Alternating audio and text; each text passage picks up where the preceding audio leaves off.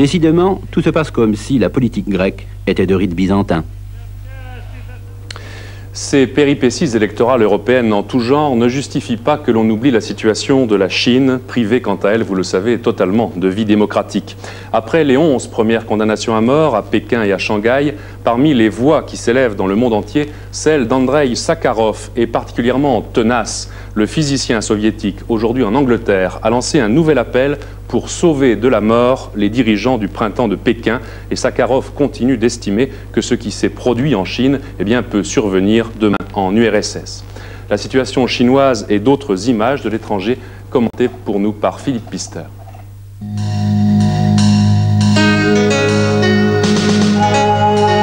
La session extraordinaire de l'Assemblée chinoise, reportée sine die par les autorités, convoquée sous la pression du mouvement contestataire pour étudier la mise en œuvre des réformes, elle devait s'ouvrir demain. Raison invoquée de ce report, la situation dans la capitale n'est pas revenue à la normale.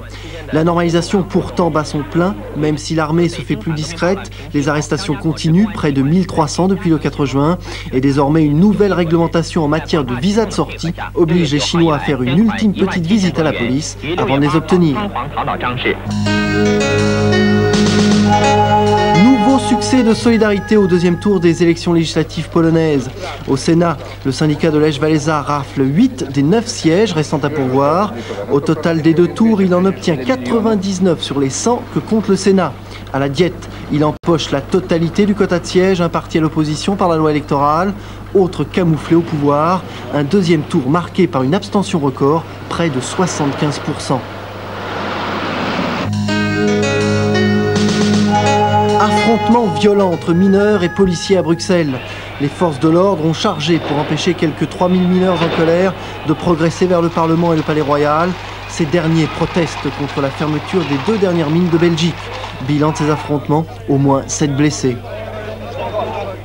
Le dollar a confirmé son repli aujourd'hui, mais le calme revenu sur la monnaie américaine n'a pas suffi à relancer les marchés financiers. Pour la 6e journée consécutive, la bourse de Paris a encore baissé. La chronique de Martine Thiébaut.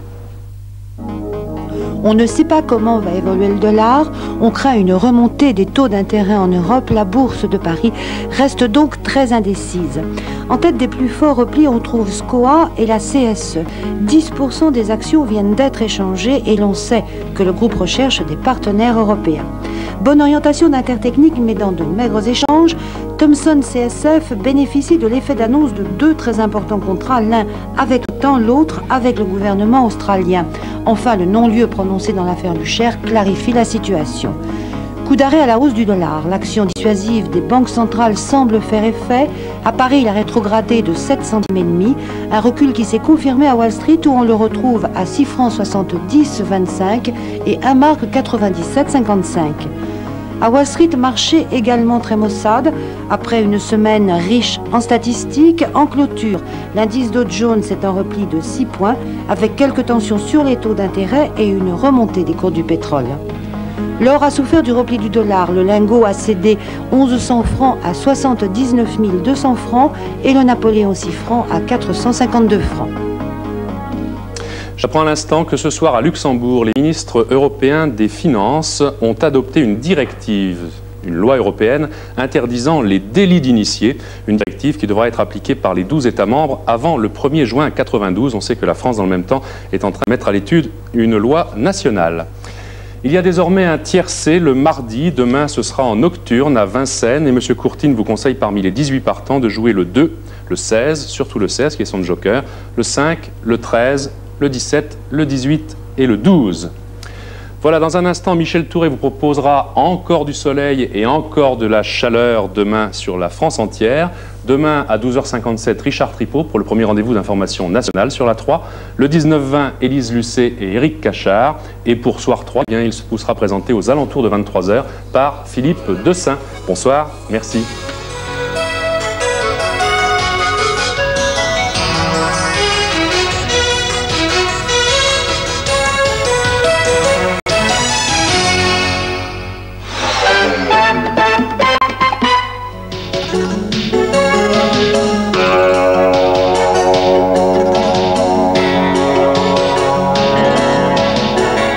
Bonsoir et bienvenue pour vos nouvelles du ciel. Demain, point de pluie à l'horizon, soleil pour tout le monde. Nous allons tout de suite voir la situation générale avec un superbe anticyclone. Vous le voyez, ça 1025 hectopascales. Il protège bien la France et repoussant les perturbations vers le nord.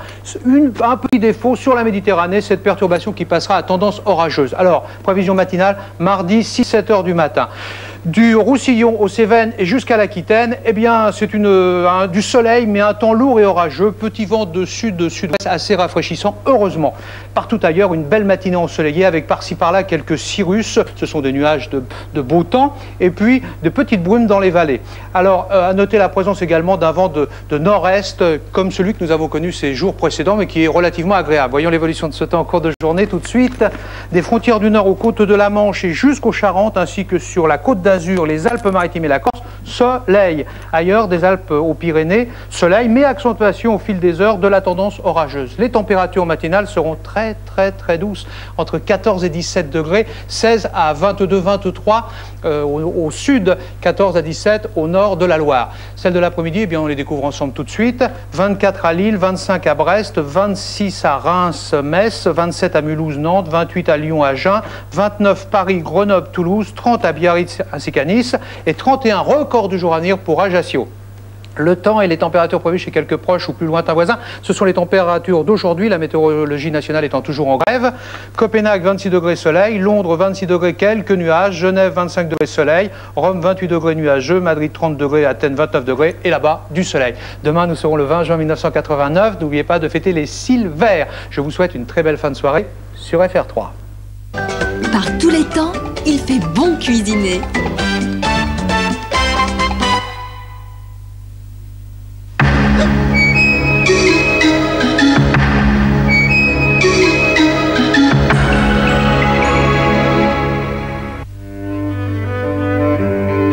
Depuis longtemps, la conduite ne m'intéressait plus. Et puis un jour, j'ai découvert une automobile qui m'a donné envie de prendre le volant, de conduire, de voyager. Je croyais que ça n'existait plus, c'est idiot. Cette automobile, c'est une Mercedes. La nouvelle 190.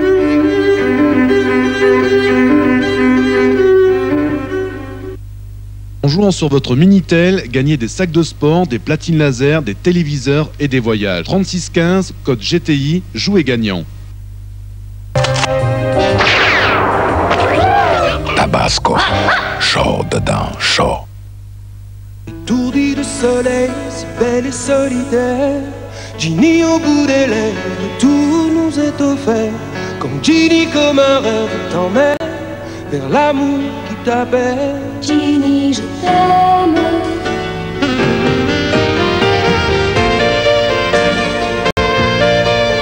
Ginny, je te retrouve, Ginny, pour vivre à deux. Ginny, je t'aime.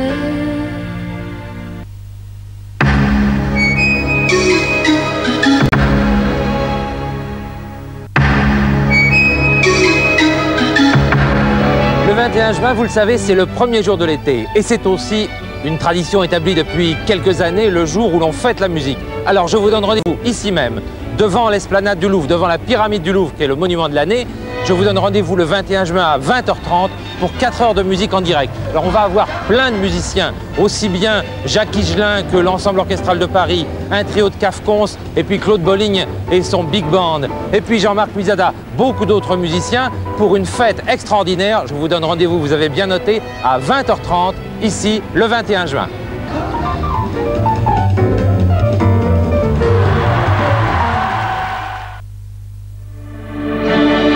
La 7 fiction, la 7 documentaire, la 7 cinéma, la 7 jeunesse, la 7 spectacle, le soir, l'après-midi, la nuit. Recevoir la 7 47 45 77 77. La 7.